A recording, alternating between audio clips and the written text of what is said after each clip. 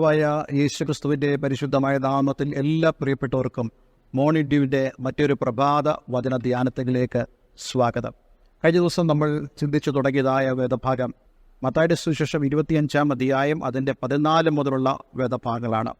ഞാൻ നിങ്ങളോട് പറഞ്ഞതുപോലെ കർത്താവ് യേശുക്രിസ്തുവിൻ്റെ പഠിപ്പിക്കലുകളുടെ സെൻട്രൽ തീം എന്ന് പറയുന്നത് ദൈവരാജ്യമാണ്. ദൈവരാജ്യത്തെക്കുറിച്ചുള്ള ഒരു കാര്യമാണ് കർത്താവ് യേശുക്രിസ്തു ഇവിടെ പറയുന്നത്.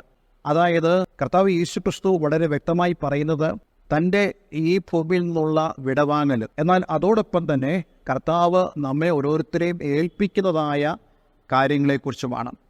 ഇവിടെ യേശു പറയുന്നു, ഒരുവൻ പരദേശത്തേക്ക് പോകുമ്പോൾ അവൻ തൻ്റെ ദാസന്മാരെ വിളിച്ച് തൻ്റെ സമ്പത്ത് അവർക്ക് വിതരണം ചെയ്തു. ഒരുവന് 1, ഒരുവന് 2, മറ്റൊരുവന് 5 താലന്തുകൾ, ഇങ്ങനെ പ്രാപ്തി പോലെ അവർക്ക് കൊടുത്തു. അപ്പോൾ കഴിഞ്ഞ ദിവസം നമ്മൾ ചിന്തിച്ചത് ആ പ്രാപ്തിയെക്കുറിച്ചാണ്. എങ്ങനെയാണ് നമുക്ക് പ്രാപ്തി ഉണ്ടാകുന്നത് എന്ന കാര്യവും നമുക്ക് പരിശോധിക്കുവാൻ തക്കോണം ദൈവം ഇടയാക്കി തീർത്തു. ഇന്ന് ഞാൻ നിങ്ങളോട് സംസാരിക്കാൻ ആഗ്രഹിക്കുന്നത് അതിൻ്റെ 16-ാം വാക്യം മുതലാണ്.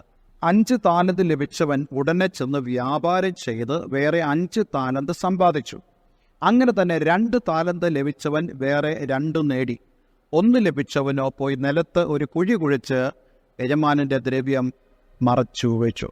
കഴിഞ്ഞ ദിവസം ഞാൻ നിങ്ങളോട് പറഞ്ഞല്ലോ, താലന്തുകൾ എന്ന് പറഞ്ഞാൽ ഒരു അളവാണ്. ഇവിടെ ദൈവം എന്താണ് നമുക്ക് അളന്ന് നൽകിയിരിക്കുന്നത് എന്നുള്ളതും നാം ശ്രദ്ധയോടുകൂടെ മനസ്സിലാക്കണം. ആത്മീകമായ അർത്ഥത്തിൽ അത് ആത്മീക ദാനങ്ങളെയും കഴിവുകളെയും നമുക്കുള്ള അത് ചെയ്യാനുള്ളതായ പ്രാപ്തിയെക്കുറിച്ചുമാണ് ഈ താലന്തുകൾ സൂചിപ്പിക്കുന്നത്. റോമാലേഖനം 12-ാം അധ്യായം അതിൻ്റെ 3 മുതലുള്ള വാക്യങ്ങൾ വായിക്കുമ്പോൾ പലർക്കും പല അളവിൽ ഈ താലന്തുകൾ ദൈവം കൊടുത്തിട്ടുണ്ട് എന്ന് നമുക്ക് മനസ്സിലാക്കാൻ കഴിയും. ഞാൻ ആ വേദഭാഗത്ത് വായിക്കുന്നു. ഭാവിക്കേണ്ടതിന് മീതെ ഭാവിച്ചുയരാതെ ദൈവം അവനവനെ വിശ്വാസത്തിൻ്റെ അളവ് പങ്കിട്ടതുപോലെ സുബോധമാകുവണ്ണം ഭാവിക്കണമെന്ന് ഞാൻ എനിക്ക് ലഭിച്ച കൃപയാൽ നിങ്ങളിൽ ഓരോരുത്തരോടും പറയുന്നു. അപ്പോൾ എൻ്റെ അർത്ഥം എന്താ?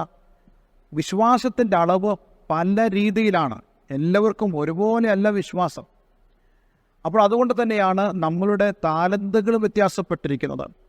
ഇപ്പോൾ എനിക്ക് പറയാൻ കഴിയത്തില്ല എന്നേക്കാൾ കൂടുതൽ താലന്ത് ദൈവം ഒരുവന് കൊടുത്തു, ദൈവം അനീതി കാണിച്ചു എന്ന് പറയാനൊക്കില്ല. കാരണം ദൈവം പ്രാപ്തി പോലാണ് കൊടുക്കുന്നത്. എനിക്ക് കൈകാര്യം ചെയ്യാൻ കഴിവുള്ള രീതിയിൽ മാത്രമേ ദൈവം എനിക്ക് വിശ്വാസത്തിൻ്റെ അളവ് പങ്കിട്ട് തരികയുള്ളൂ. അതുകൊണ്ട് തന്നെ നമ്മളെക്കാളും കൂടുതൽ വിശ്വാസത്തിൻ്റെ അളവുള്ള, അതുപോലെ കൃപാവരമുള്ള, ദൈവ താലന്ത് കൊടുത്തിട്ടുള്ളതായ ആളുകളെ നമ്മൾ അസൂയോട് കാണാതെ അവരുടെ ശുശ്രൂഷകളെ ശ്രേഷ്ഠമെന്ന് നമ്മൾ കാണാൻ കഴിയേണ്ടതാണ്.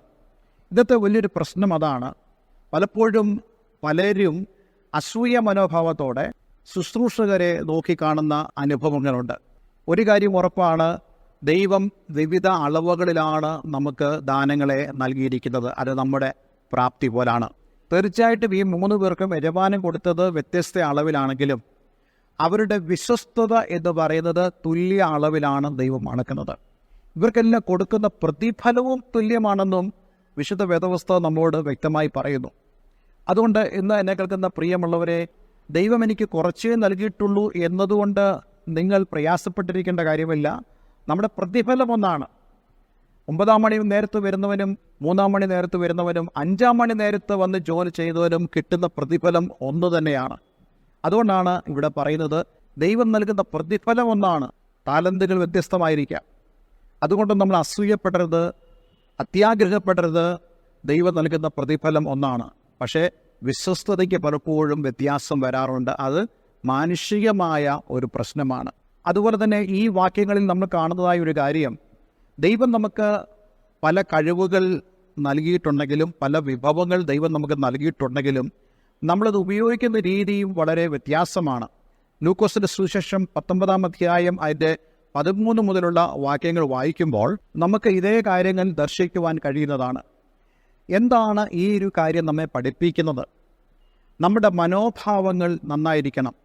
നമ്മുടെ മനോഭാവങ്ങൾ എപ്പോഴും നാം ചിന്തിക്കേണ്ടത്, ദൈവം എനിക്ക് പ്രാപ്തി പോലാണ് തന്നിരിക്കുന്നത്, എന്നാൽ എനിക്ക് ലഭിച്ചതിനുള്ള വിശ്വസ്തതയാണ് ഏറ്റവും പ്രധാനപ്പെട്ട കാര്യം. ഞാൻ എന്നെ ഏൽപ്പിച്ച കാര്യത്തിൽ വിശ്വസ്തനാണോ, അതിനാണ് ദൈവം എനിക്ക് പ്രതിഫലം നൽകുന്നത്. ഒരു കാര്യം സ്പഷ്ടമാണ്, ദൈവം നമ്മെ ചിലത് ഏൽപ്പിച്ചിട്ടുണ്ട്. നമ്മളതിൽ വിശ്വസ്തരായിരിക്കണം. അങ്ങനെ വിശ്വസ്തരായിരുന്നെങ്കിൽ മാത്രമേ നമുക്ക് ദൈവത്തിൻ്റെ ആ പ്രതിഫലം അനുഭവിക്കാൻ കഴിയത്തുള്ളൂ. ഈ ആളുകളെക്കുറിച്ചുള്ള വിശദമായ കാര്യങ്ങൾ നമ്മൾ അടുത്ത ദിവസം ചിന്തിക്കുന്നതാണ്. 5 ലഭിച്ചവനും 2 ലഭിച്ചവനും 1 ലഭിച്ചവനും അവർക്കുണ്ടായ ആ മാനസികമായ അവസ്ഥകൾ എന്താണ്, അവരുടെ ആറ്റിറ്റ്യൂഡ് എന്തായിരുന്നു, ഇതിനെക്കുറിച്ചെല്ലാം നമ്മൾ വിശദമായി സംസാരിക്കും. പക്ഷേ അതിനു മുമ്പ് ഞാൻ നിങ്ങളോട് പറയട്ടെ, നമ്മുടെ മനോഭാവങ്ങൾ വളരെ പ്രധാനപ്പെട്ട കാര്യമാണ്.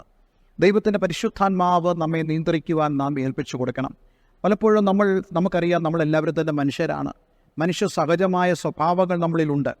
പക്ഷേ ദൈവത്തിൻ്റെ ആത്മാവ് നമുക്ക് തരുന്ന രൂപാന്തരം എന്ന് പറയുന്നത് നമ്മുടെ സകലവിധമായ പാപജടിലമായ മനോഭാവത്തെയും മാറ്റുവാൻ കഴിവുള്ളതാണ്.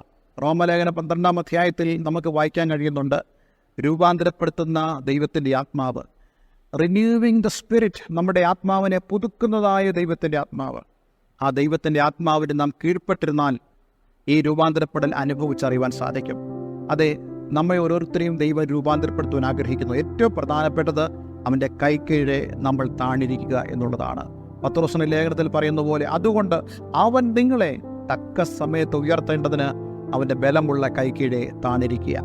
ഒരിക്കലും പ്രയാസപ്പെട്ടു പോകരുത്. എനിക്ക് ദൈവം ഇത്രയേ തന്നിട്ടുള്ളൂ, അല്ലെങ്കിൽ എനിക്ക് തന്നത് വളരെ മോശമാണ്, എനിക്ക് തന്ന അനുഗ്രഹങ്ങൾ, എനിക്ക് തന്ന വീട്, എനിക്ക് തന്ന കുടുംബം, എനിക്ക് തന്ന കുഞ്ഞുങ്ങൾ, ഇതെല്ലാം പരിമിതമാണ് എന്ന് നിങ്ങൾ ചിന്തിക്കുന്ന സ്ഥാനത്ത് ദൈവത്തിന് നിങ്ങൾക്ക് വേണ്ടി ഒന്നും ചെയ്യുവാൻ കഴിയത്തില്ല. പക്ഷേ ഇന്ന് ഞാൻ നിങ്ങളോട് പറയട്ടെ, ദൈവത്തിൻ്റെ ആത്മാവിനാൽ നിങ്ങൾ രൂപാന്തരപ്പെട്ടു വരുമെങ്കിൽ തീർച്ചയായിട്ടും നിങ്ങൾക്ക് ലഭിച്ചതിനെ ഒരു വലിയ അനുഗ്രഹമാക്കി മാറ്റുന്ന ഒരു ദൈവത്തെയാണ് നാം സേവിക്കുന്നത്.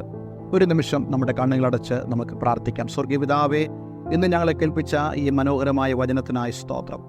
വിവിധ അളവുകളിലാണ് ഞങ്ങൾക്ക് താലന്തുകൾ തന്നിട്ടുള്ളതെങ്കിലും ദൈവം ഞങ്ങളിൽ നിന്ന് ആഗ്രഹിക്കുന്നത് വിശ്വസ്തതയാണെന്നും ആ വിശ്വസ്തതയിൽ ഞങ്ങൾ മുന്നേറണമെന്നും അങ്ങയുടെ വചനം ഞങ്ങളെ പഠിപ്പിച്ചതിനായി ഞങ്ങൾ അങ്ങേക്ക് നന്ദി പറയുന്നു.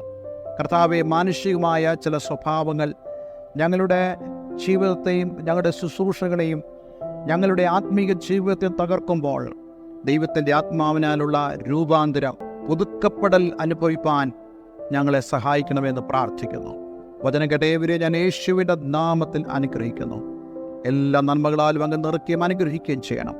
പ്രാർത്ഥന കേട്ടതിനാൽ നന്ദി, യേശുവിൻ നാമത്തിൽ തന്നെ. ആമേൻ, ആമേൻ. ഇന്നത്തെ വചനം നിങ്ങളുടെ ജീവിതത്തിൽ വളരെ അനുഗ്രഹപ്രദമായി തീർന്നു എന്ന് വിശ്വസിക്കുന്നു. ഈ സ്ക്രീനിൽ കാണുന്ന ഫോൺ നമ്പറുകളിൽ ഞങ്ങളെ വിളിക്കുക. എല്ലാവരുടെയും അനുഗ്രഹിക്കട്ടെ. Have A nice day. God bless you all.